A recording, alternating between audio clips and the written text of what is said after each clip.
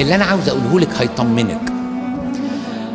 مادام بقيتي جوه حجر ربنا، ده مش معناه هيبطل الحرب ولا يعطيك عصمة من الخطية.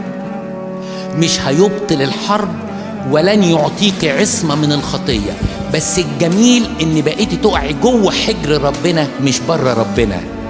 يعني انا بقع، كلنا بنقع، بس في واحد بيقع بجحود، في واحد بيقع وهو مش عارف ربنا وكان بعيد عن ربنا، ما بيحبش الصلاة، ما بيحبش القداس.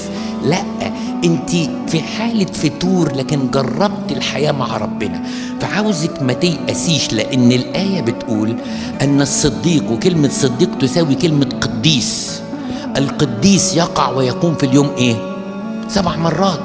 فحتى لو وقعتي جوه حجر ربنا وقمتي قلتي له انا زعلانة ان انا جرحتك وندمانة على خطيتي، مش مهم تقولي لي اسم الخطية، ولا حتى مهم اب اعترافك تشرحها له ما دام انت خجلانة الخجل ده كله.